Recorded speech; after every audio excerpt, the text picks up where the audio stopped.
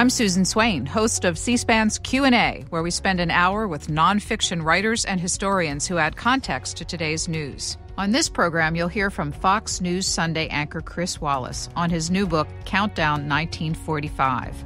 It takes readers through the days leading to Harry Truman's deployment of nuclear weapons in 2 Japanese cities as the world marks the 75th anniversary of that history-altering decision.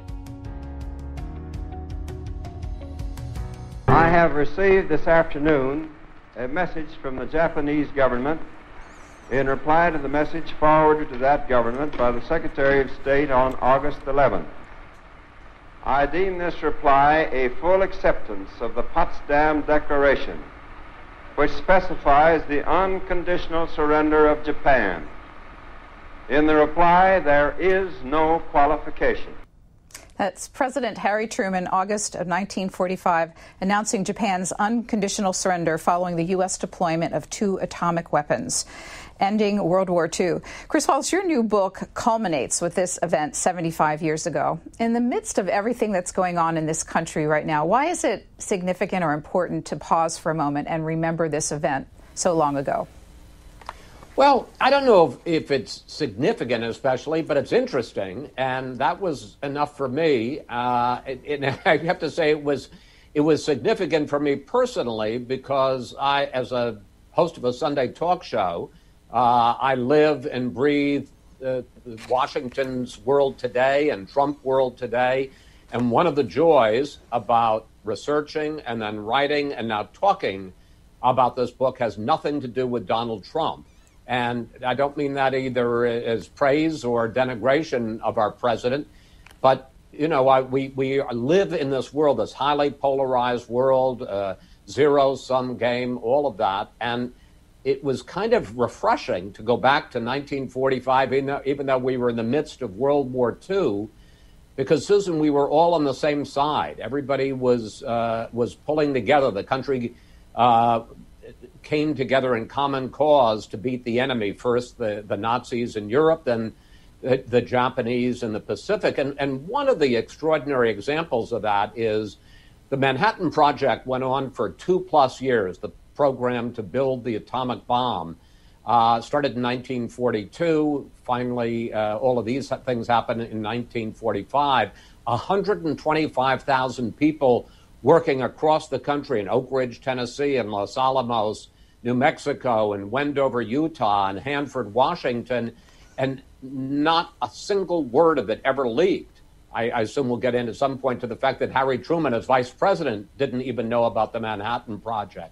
And I couldn't help but think, you know, today, if you had a secret project to bake apple pie, within 24 hours, somebody would go on Twitter or Instagram and say this is outrageous and immoral, and I'm going to blow the whistle on it. It was refreshing to go back to 1945. You tell your readers that the idea actually started in Nancy Pelosi's office. Tell me the story. Well, I had the concept for a while, and that was to write a history thriller, to take a specific key moment in history and try to take the reader along for a ride. Because, you know, I think so much of history is written, well, obviously it's all after the fact, but written as if the reader knows it's all after the fact. And why did it happen and how did it happen, but not, you know, take me along on a ride as it's happening.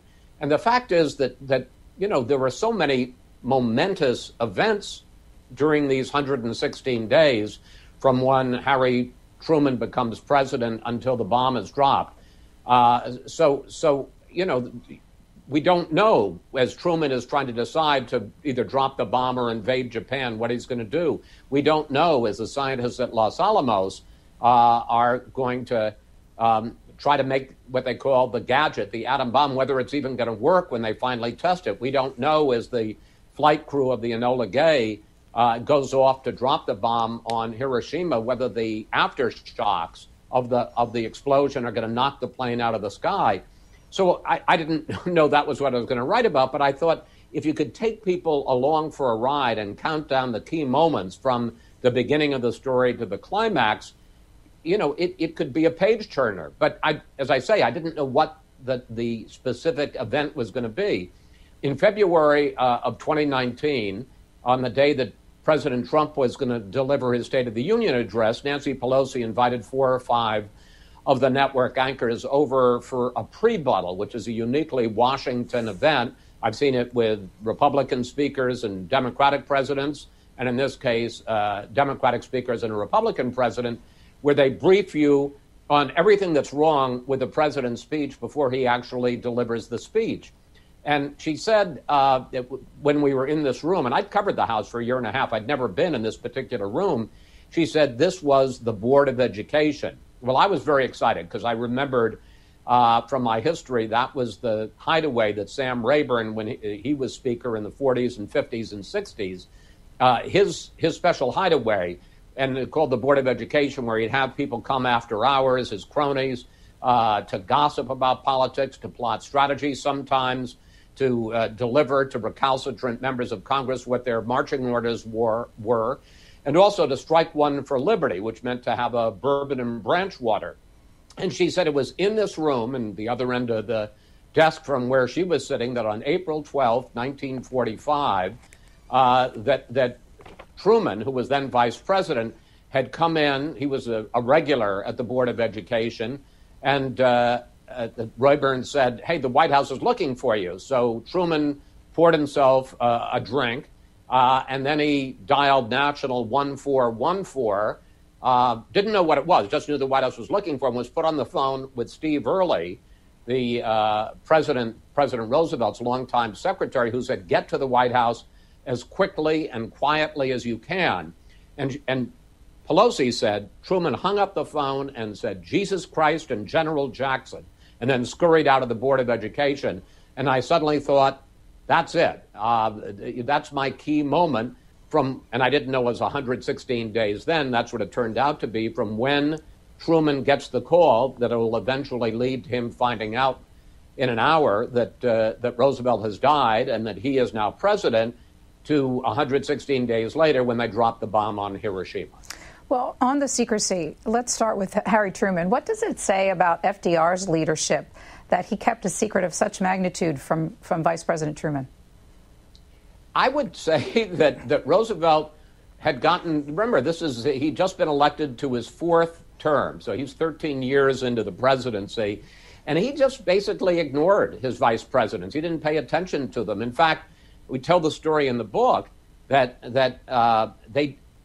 his current vice president in 1944 was Henry Wallace, who was very far to the left, and there was great concern in the party, among party regulars, that Roosevelt might not survive a 4th term, that he was quite ill, and they didn't want Henry Wallace to be president. He had some socialist tendencies. A lot of the people around him were even further to the left. So they wanted to replace him. And again, Roosevelt doesn't seem to have been particularly concerned, because I think he thought he was going to live forever, or at least through the end of this 4th term. So they were going to have the Democratic Party convention in Chicago. The Democratic Party chair was a fellow named Robert Hannigan, and he and the other party brokers decided, we got to get Wallace out of there, and we got to put somebody else in to the job. Roosevelt seemed to have been largely uninvolved in all this, and they looked around at the various names of various people. Wallace still wanted to stay in the job. Jimmy Byrne, who had been a former senator and Supreme Court justice, who is now heading the Office of War Mobilization for Roosevelt, he was a possibility. And in fact, Truman was going to go to Chicago and nominate Jimmy Byrne. Alban Barkley was another possibility. And the Democratic Party leaders made the calculation, not that Truman was so well qualified for the job, but that he would hurt the ticket the least. Only 2% in a Gallup poll supported Truman, but they thought, he wouldn't do any damage. So that was that. And he came to Chicago and did not want to be the vice president. And they finally hooked up a call in a Chicago hotel room so that Truman, they called him in, and he could overhear the Democratic Party chair Hannigan talking to Roosevelt, who was in San Diego at the time. And it was all set up. And Roosevelt said, well, have you gotten that Missouri senator to sign on? And Hannigan said, no, he is the contrariest Missouri mule I've ever met. And Roosevelt said, well, if he wants to break up the Democratic Party and sink my presidency in the middle of World War II. Anyway, they put Roosevelt on the phone, and he protested and resisted for a little bit and finally said, if the commander-in-chief wants me to do it, I'll do it. So he was on the ticket. They get elected.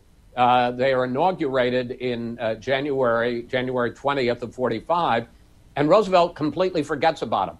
Truman was vice president for 82 days. He had met with Roosevelt in private twice in those 82 days. And as you point out, he is sworn in as president about 6:15, 6:30 on April 12th. And he talks to the cabinet, tells them, I want you all to stay on.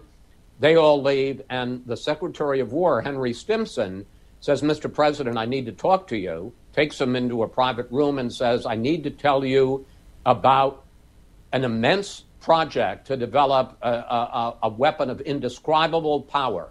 That was literally, he'd been vice president, as I say, for almost 3 months. That was literally the first inkling that Truman had about the existence of the Manhattan Project to develop the atom bomb. Roosevelt had never shared it with him. So do we know if any senior members of Congress had been briefed on the project?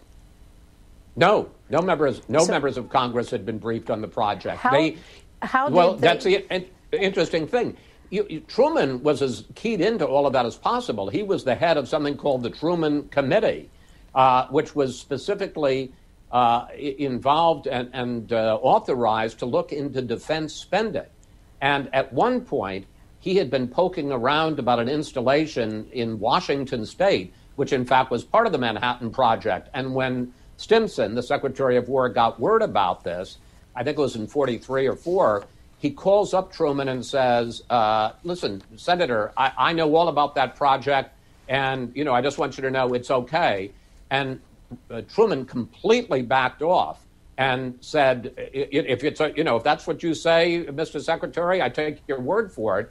And that was one of the things Truman was astonished by, because Congress had appropriated $2 billion in the previous 2 years, but it had been all secret, and Truman couldn't understand how that kind of money could have been turned over from Congress to the administration, and they didn't know what they were spending it on.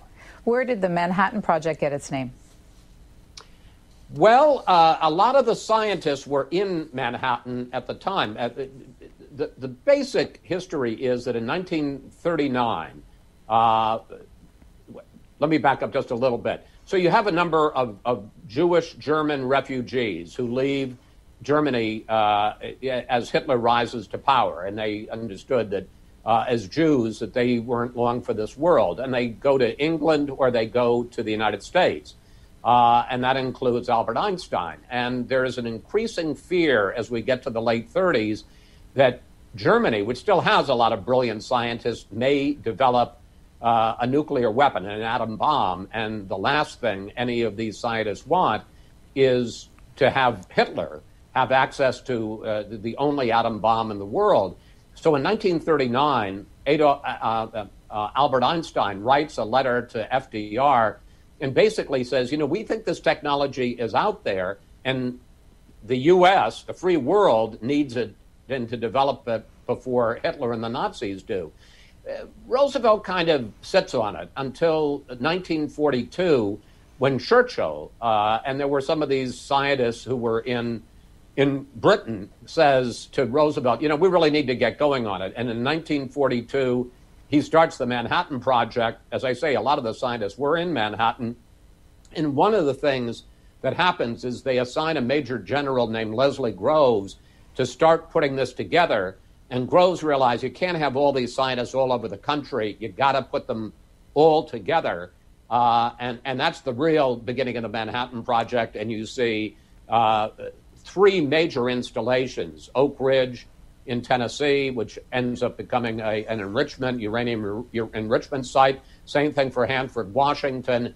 And then the real brain power, about 8,000 scientists and technicians and engineers at Los Alamos in kind of very deserted area of New Mexico, where Robert Oppenheimer, the scientific director of the project, had spent some of his time growing up as a kid, and he convinced Groves, let's put the real laboratory there. Can you tell me a little bit more about Robert Oppenheimer, 40 years old at the time? What did he bring to the table for this project? Absolute brilliance. He was a brilliant theoretical physicist, astonishingly intelligent, brain power. He knew 6 languages. He learned the Sanskrit so he could read a Hindu devotional poem, the Bhagavad Gita, which later comes into the story. And he, it was an interesting thing. He was seen as, something of a prima donna, as a lot of these scientists were, but Groves decides he's the right man for the project. And it was this fascinating combination of Groves, who was this 6-foot, 250-pound bulldozer of a guy who in 1941 and 2, in about a year and a half, built the Pentagon, which is the biggest office building in the world, just a massive project, and built it right on time. And so the government decides, and Roosevelt decides, he's the right guy to do this massive project, and he then recruits Oppenheimer to do it, so you have the military push and drive and discipline of Groves, and then you have the sheer scientific brilliance of Oppenheimer, who was the scientific director of the program.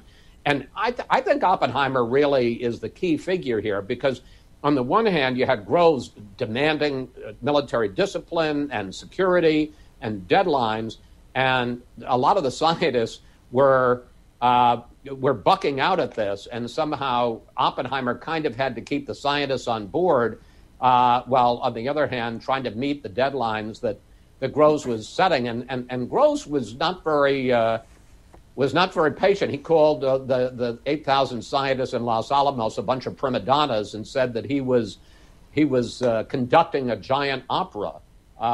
So it was a kind of clash of temperaments and wills, but somehow it worked. I was struck by the quote you had of Oppenheimer's reaction on the news of FDR's death. The quote was, "Roosevelt was a great architect. Perhaps Truman will be a very good carpenter." Was Truman, they knew, was he a good carpenter? As Truman knew absolutely nothing about the Manhattan Project, the scientists knew nothing about Truman. And, they had been working, not hand in glove, because obviously there was some separation, and Roosevelt had a lot of other things on his plate. But they knew they were working very much at the direction of the president, and that he had taken a keen personal interest in starting and funding and keeping the Manhattan Project going. And now suddenly he's gone, and this stranger is there. And I think one thing that you can't overstate is when Truman takes over in April of 1945, the bomb doesn't work yet. They're 4 months away from the first test, and there was a tremendous debate that was going on in throughout the government at that time whether it would even work. Yes, they had split an atom in a laboratory, but whether you could take this atomic chain reaction and harness it and create a super weapon, that was very much in doubt. And in fact, Admiral William Leahy, who was one of the top people in the Navy and was the chief of staff in the White House to Roosevelt and then also to Truman, throughout the entire period of these 116 days and countdown 1945, throughout that period, Leahy keeps saying, this is the biggest bit of bunk I've ever heard. This thing will never work. So there was a lot of doubt as to whether it was going to work, and therefore Truman had a lot of doubts about it. I know you spent a lot of time in the Truman Presidential Library. What did you learn about how Harry Truman went about making the decision to deploy? Well, this was one of the most interesting parts to me of the whole story, Susan, because I've interviewed 7 presidents. I spent 6 years covering Ronald Reagan's White House in the 80s. So I was, I like to think I'm a student of presidential decision making, and sometimes you see it being done very well and carefully, and sometimes not so much. There were really 3 things that impressed me about Truman. First of all, how meticulous he was. He goes over this again and again and again, and the choice. I think a lot of people didn't understand this. I didn't fully understand this going into this. The choice wasn't drop the bomb on Hiroshima or whatever the city it was going to be, or do nothing. It was drop the bomb or invade Japan. And so there was a lot of discussion. On June 18th, Truman has all of the War Cabinet come. This includes Secretary of War Stimson. It includes some of the top admirals. It includes General of the Army George Marshall. And he has them all come to the Oval Office and have a discussion about, what are we going to do to end the war in the Pacific? By June, the Nazis have surrendered on May 8th. So that's the war that's left. How are we going to end that war? And the Japanese, far from giving up, are in fact fighting more fiercely than ever. And it's only a fairly short discussion. I think it was about an hour. But for about the first 50 minutes or so, it's simply a discussion of invading Japan. And the one who's leading the discussion is General Marshall. And he says, look, he compares the casualty rates to what had happened in the invasion of Normandy and the invasion of some of the islands of the Pacific. And he comes up, I was astonished at this, and I've read the minutes of the meeting, with a specific number of how many troops he's going to need, 766,700. I have no idea why it was that specific number, but that was the number he said. And the projection is, from all of the people, that this is going to take at least a year and maybe a year and a half. Remember, they're meeting in June of 45, and they're saying this war will go on until the end of 1946. And they say, we believe there are going to be 1 million Japanese casualties and up to 500,000 American casualties. And there's this long description about, first they're going to hit Kyushu, the most southernmost island, then they're going to hit Honshu, and on and on. And at the end of the discussion, at the end of the discussion, so they've been talking about the invasion in great detail. At the end of the discussion, and this is one of the second thing that impressed me about Truman, he wanted to hear from everybody. He wanted to hear from people whether they agreed with the direction he was going in or not. He was not scared at all of dissent. One person has been silent in this whole meeting, and it's a fellow named John McCloy. McCloy is an assistant secretary of war, maybe the most junior person in the room, but he was a very distinguished lawyer from New York. He was Stimson's troubleshooter, and Truman says to him, McCloy, nobody leaves this room without saying what's on their mind.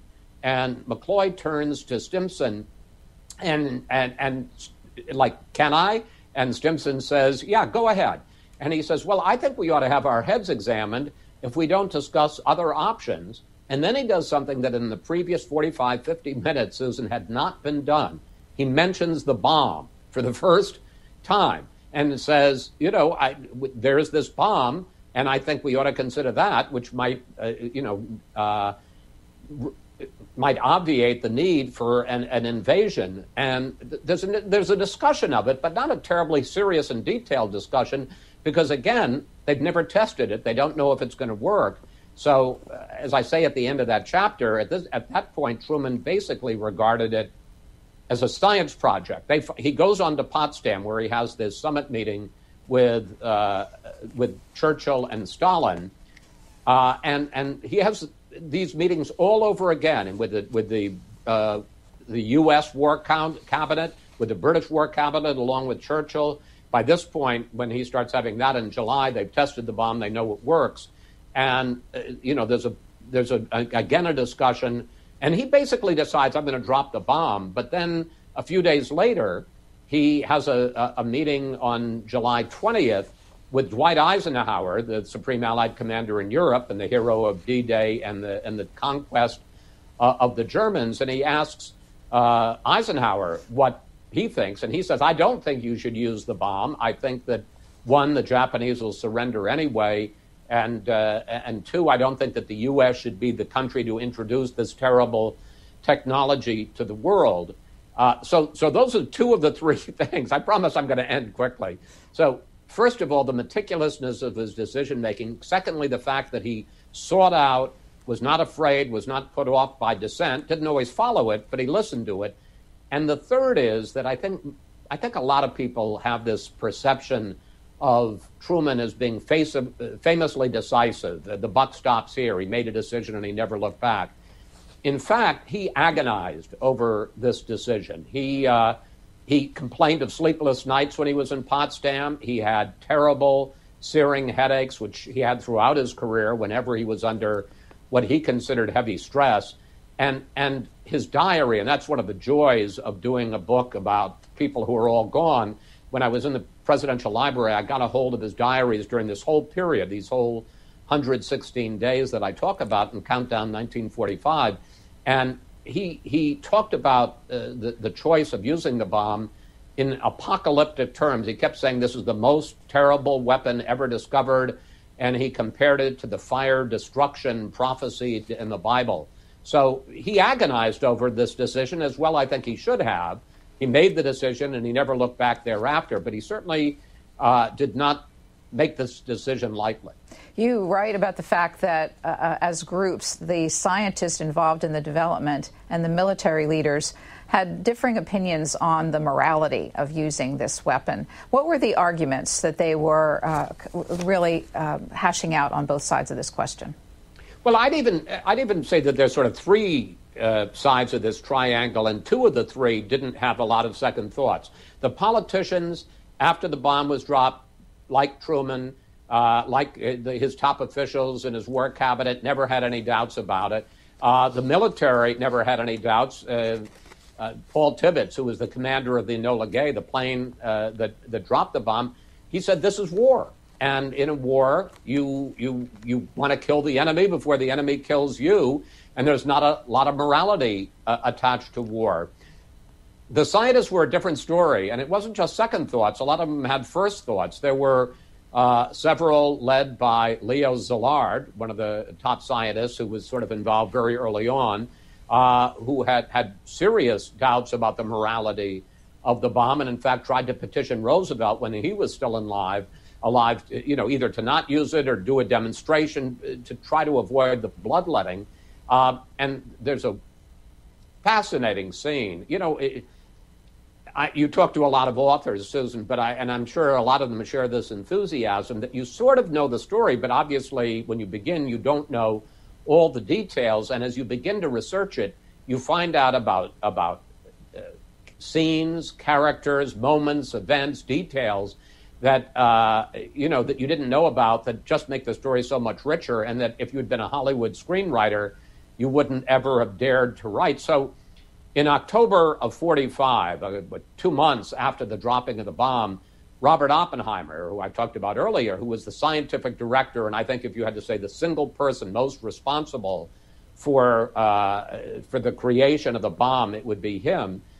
He goes to the Oval Office to meet with Truman, and he, at this point, is riven with regrets, and he says to Truman, I think I have blood on my hands. And Truman says, I'm the one who has blood on my hands. Let me worry about it. And he can't get Oppenheimer out quickly enough. And then he turns to his staff and he says, I never want to see that son of a bitch in this office ever again. Interesting. Well, we have Oppenheimer in 1945 telling NBC, apologies for that, in a documentary about what he was thinking after witnessing that first test in Los Alamos. Let's listen to his own words. We knew the world would not be the same. Few people laughed. Few people cried. Most people were silent. I remembered the line from the Hindu scripture, the Bhagavad Gita. Vishnu is trying to persuade the prince that he should do his duty, and to impress him takes on his multi-armed form and says, now I am become death, the destroyer of worlds. I suppose we all thought that one way or another. What's your reaction? Well, again, that's one of those moments that you sit there and say, a screenwriter couldn't have put this together. And he did say that. at Alamogordo in this vast, deserted desert on July 16th, 1945. And I think it's one of the most dramatic parts of Countdown 1945 is the drama of that test. I mean, let me just sort of quickly set the scene. So Truman wakes up on July 16th that morning in Potsdam. He is there to begin a summit meeting with Churchill, the Prime Minister of Great Britain, and Stalin, the Premier of Russia. And he's openly admits in letters to his wife, in his diaries, that he was nervous about this because, you know, the big three had been Churchill and Stalin and Roosevelt, and they had had quite a working relationship. Churchill and Roosevelt particularly, they'd spent 100 nights together during World War II, but Roosevelt had a relationship with Stalin as well. And now here is Truman, who has come to fill Roosevelt's shoes, and he understands he's very much the junior partner. But he knows that day they're going to test the atom bomb for the first time in Alamogordo. Potsdam, Germany was 8 hours ahead, so he knew it was going to be late in the day before he was going to find out the results of the test. In Alamogordo, they have a 100-foot tower, and on the top of the tower is a plutonium bomb, what they call those fat boy as opposed to little man, the uranium-235 bombs. And there's a terrible weather, and there are lightning strikes, and there was some concern would the lightning detonate the bomb before they were prepared for it, and you know, a lot of people would get killed, but no, and there was also concern about the rain and whether they might have to delay the test. And Leslie Groves, the general, really didn't want to delay the test because he had told Truman it was going to happen that day, but some of the scientists were concerned about the rain and the lightning and all of that. Anyway, as the meteorologist says, the weather clears exactly at 5:30 local time, mountain time in Alamogordo, and they detonate the bomb. It wasn't dropped. They hit a button, and it goes through wires, and the bomb blows up. And there were literally a pool, like March Madness of the NCAA basketball tournament, among these world-famous scientists as to what was going to happen when they hit the button. Some said it was going to be a dud.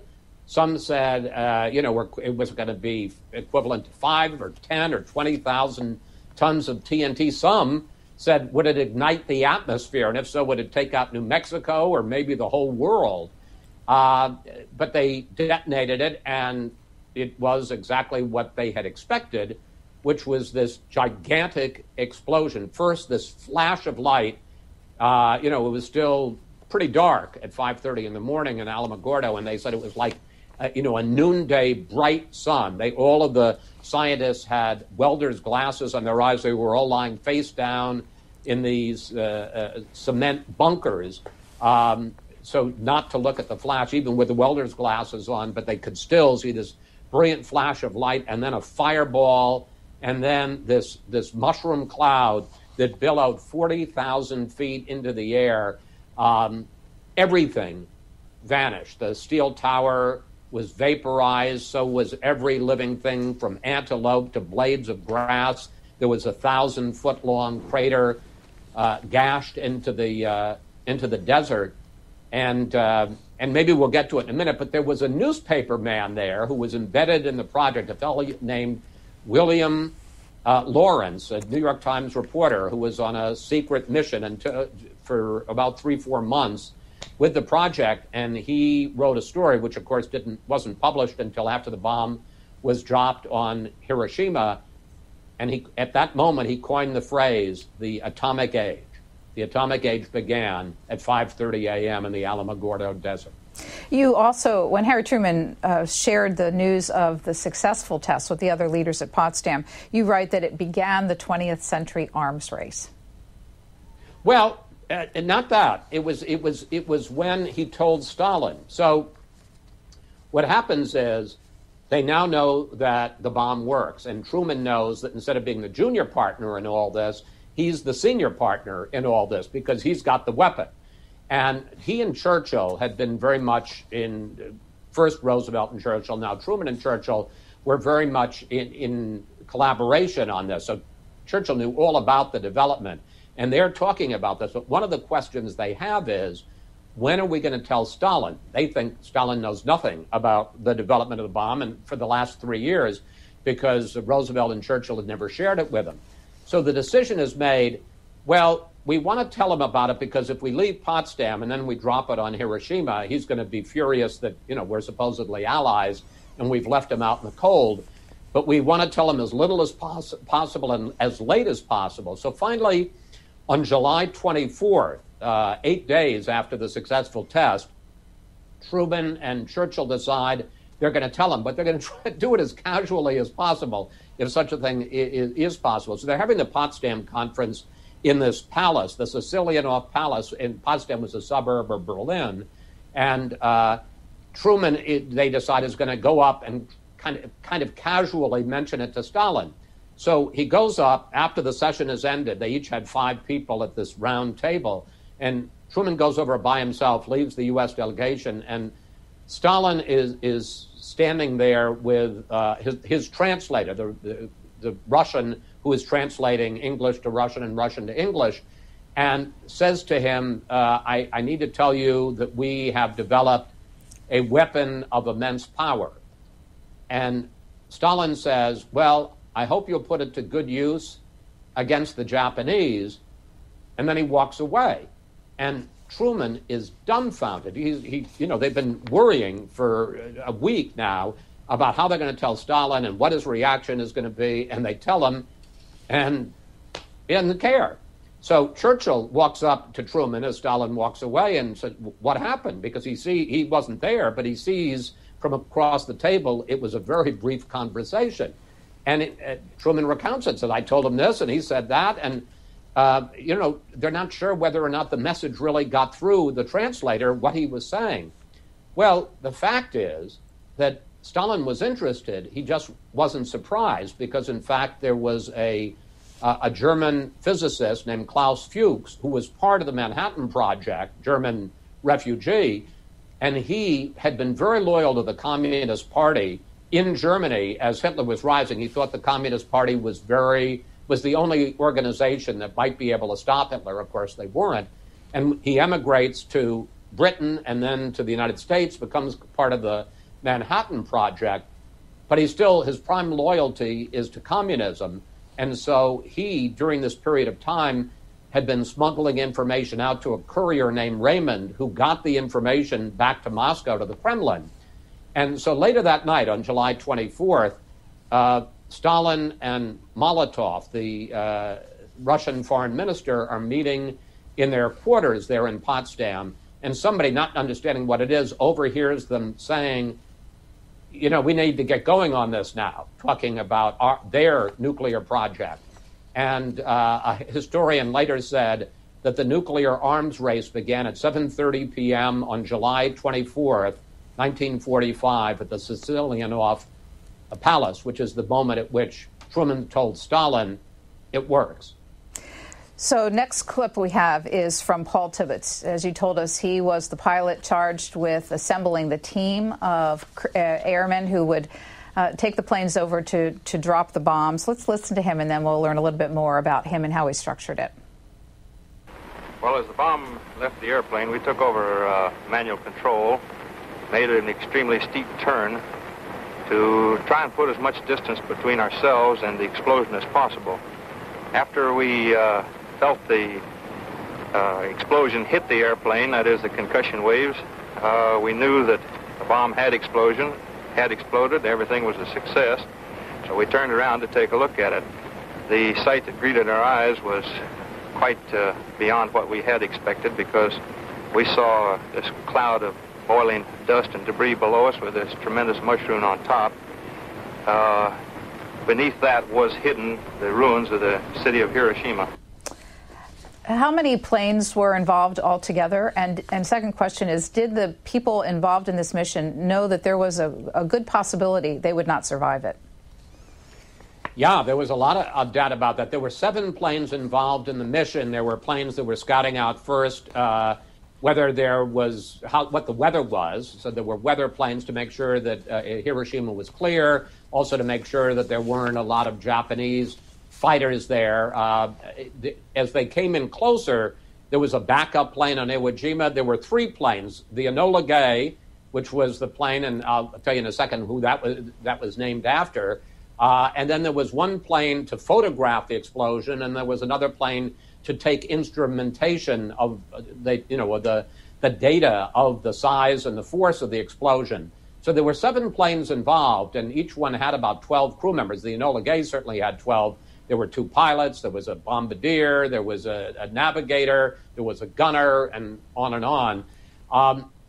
There were at least 3 huge questions that the crew had when they took off. The first was whether or not they'd get off the ground, because it was a B-29, and it had never carried that much weight. The bomb weighed almost 10,000 pounds, and because it was near the front of the plane, and you had to have the plane balanced. You couldn't have all the weight in the nose, or else it wasn't going to be able to take off. They had to put an extra load of fuel, not for fuel, but basically as weight, in the back of the plane.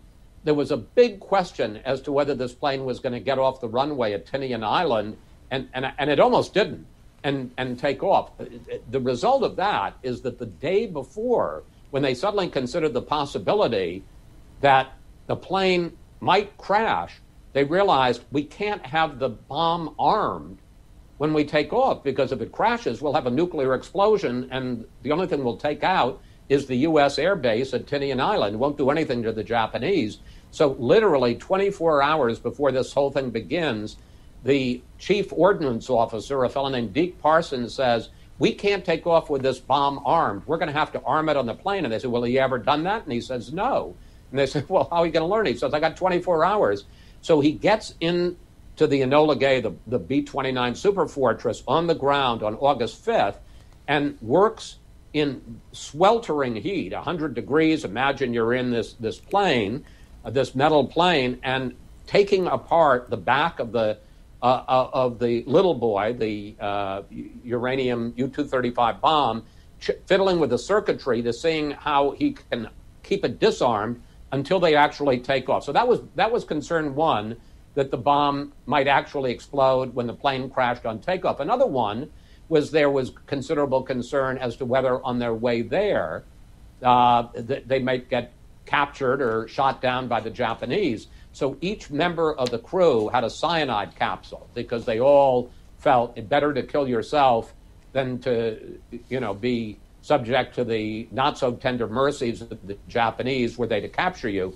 And then the other great concern, because, the bomb was tested once, July 16th in Alamogordo, where they have this massive explosion. Nobody has any idea what's going to happen when they drop the bomb from a plane, which had never happened, and you have the concussion, the shock waves coming from the explosion. And that's why, as you heard in that clip, Tibbetts talking about as soon as he dropped the bomb, well before, they were at 30,000 feet, and the bomb dropped at about 1,500 feet, elevated above Hiroshima.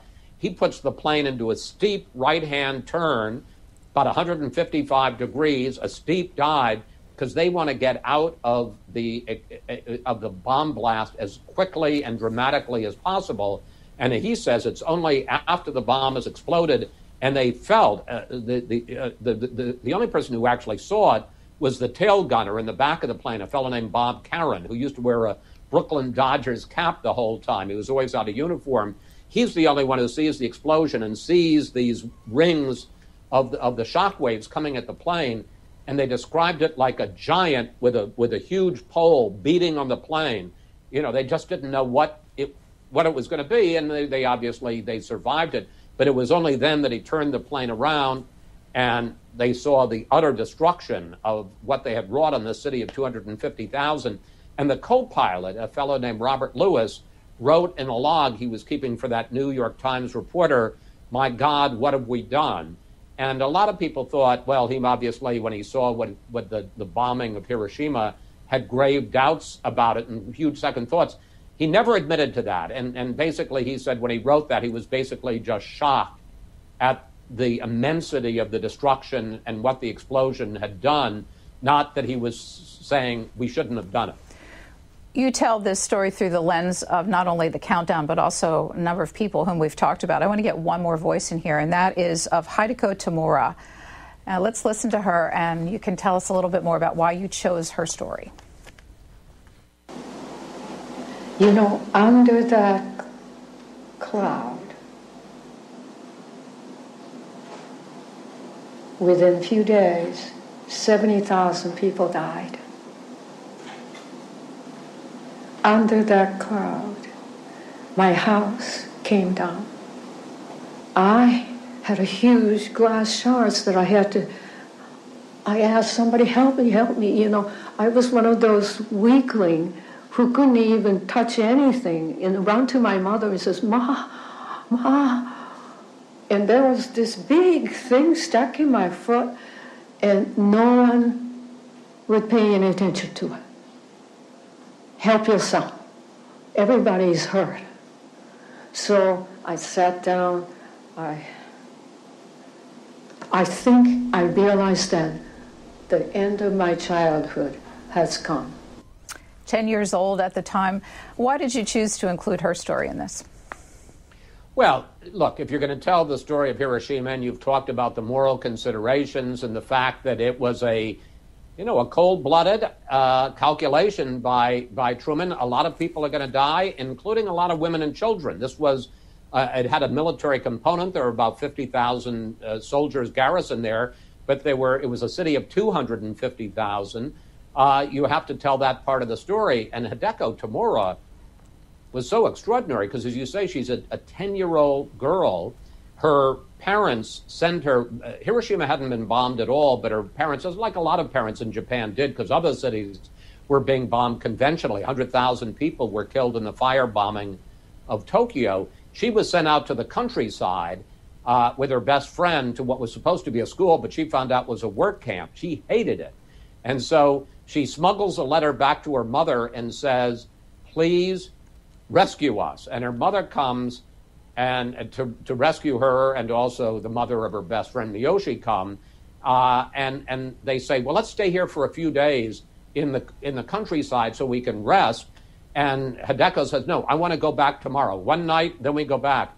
She makes her mother go back on August 5th, which meant that she was on the ground zero in Hiroshima on the morning of August 6th when the bomb drops on Hiroshima. Her mother had gone out on a civil defense mission. She was killed. A number of members of her family were killed. Hideko was 10 years old. Interestingly enough, her mother, not ever anticipating an atom bomb, but anticipating an explosion, had drilled into her, what do you do? If there's any kind of an explosion, you get under something strong and sturdy, like a table or in a doorway, because the building is going to collapse on you, and which it did. But she was able to dig her way out. And then she said the mother had told her, get out and go to the river. The Ota River runs right through Hiroshima because there will be fires, there'll be explosions, and that's the one place you'll be safe from that. And so Hideko is by herself, sees the flash, blacks out, wakes up under a huge rubble. Her aunt, who's alive, helps her dig out. She has some bruises, but she has a big gash in her right ankle. She binds that up, and because the family is paralyzed in shock, goes off by herself, walks through the street, sees, Dante's Inferno, people whose eyes have been sucked out of their eye sockets, people with the only thing that exists is the shadow of where they were standing because it's been vaporized, and there's a shadow on the wall where they were standing. Is looking for her mother, can't find her, and saves herself at age 10. And the capper to the story is that she's still alive. She was 10 then. She's now in her mid-80s.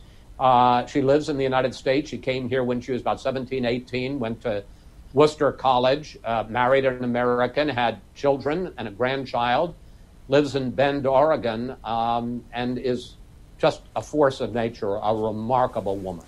How popular was the decision to drop the bombs here in the United States? Well, very. I mean, look, first of all, there was not a lot of sympathy. We talk a lot now about the carnage and the civilians, the innocent women and children. There was not a lot of sympathy for the Japanese. Pearl Harbor, a series of atrocities involving U.S. soldiers. There had been pictures that had been in papers in America of American prisoners of war being beheaded by Japanese in prison camps in Asia. So right after the war, I think it was 87% in a Gallup poll supported dropping the bomb. All universal. I mean, and one of the other concerns, we tell a story of somebody else, a woman who was working unbeknownst to herself on the at Oak Ridge, enriching uranium. She was terribly concerned because her boyfriend, later her husband, had survived Europe and now was going to be shipped over to the Pacific.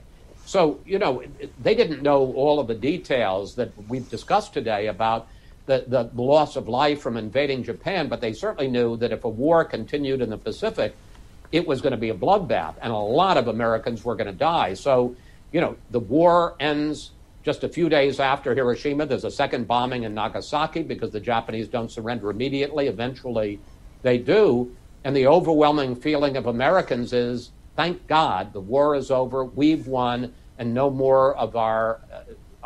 And in fact, Harry Truman said this. Harry Truman writes at one point, I think the flower of American youth is worth a couple of Japanese cities. And that was the calculation that he made, and I think the calculation that the vast majority of Americans made.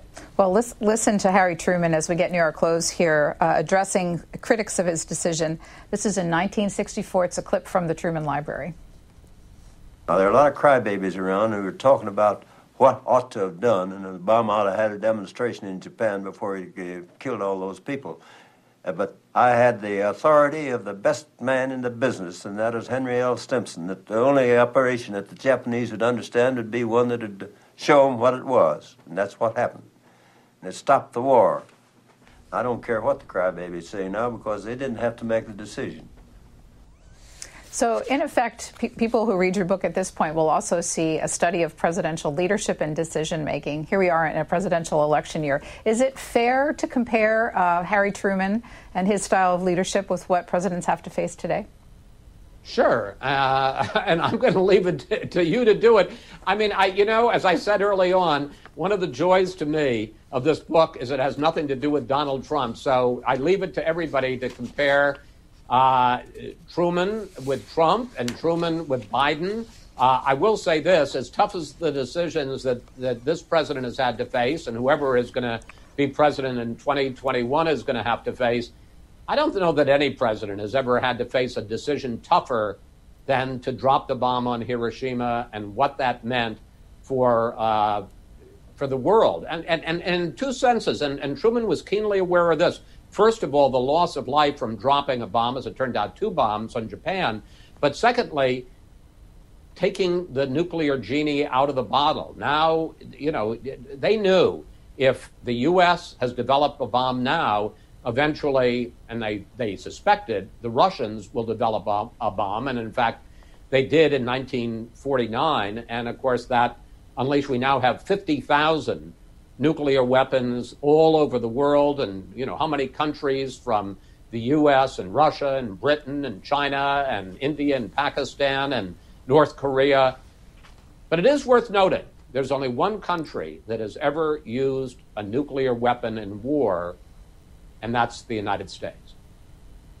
We have about 5 minutes left. Maybe just pivot to today. You've been covering this country now for 4.5 decades plus. What do you think about the state of this country right now with the multiple challenges we face compared to past times you've covered? Well, as I said earlier on, I think the thing that struck me and which was most refreshing, if you will, about 1945 was how unified we were. And there were differences of opinion about how to proceed, but in the middle of the war, everybody was on the same side. And there was tremendous unity, tremendous security when it came to the Manhattan Project, because nobody wanted to do anything to impede our ability to win the war. And now you see how tribal this country is, how utterly divided we are, where in the midst of a pandemic, that the question as to something as elemental as whether or not you wear a mask, which all the scientists say you need to protect yourself from this coronavirus and to protect other people from the coronavirus. becomes a political issue is just terribly sad. Or you look at something like the death of George Floyd, and hundreds of thousands of people go out into the street to argue for police reform. Now, there are differences as to the level of police reform, and it looks like the sum total of it, at least as we talk today, is that nothing's going to get done because the Republicans and the Democrats can't get together and resolve their differences to come up with a package. So as a result, nothing's going to get done, as we've seen with school shootings and gun control, or with immigration reform. So that was a country that was able to muster the will and the unity to accomplish great things. This seems to be a country now which is unable to muster the will and the unity to accomplish what would seem to be very basic things. And I think that's terribly sad. I'm not saying that a book about dropping the atom bomb is a feel-good book, but reading about the unity of the country at that time, I think we could use some of that today. The book is called Countdown 1945. It is available wherever people buy books these days. Chris Wallace, thank you very much for joining us to tell us the story of Harry Truman's momentous decision-making. Thank you, Susan. I appreciate it. Thanks for listening to C-SPAN's Q&A. Subscribe wherever you get your podcasts, and you'll never miss an episode. And while you're there, please take a minute to rate and review us. You can also send us an email at podcasts@c-span.org with your questions, comments, or ideas. Your feedback is welcome.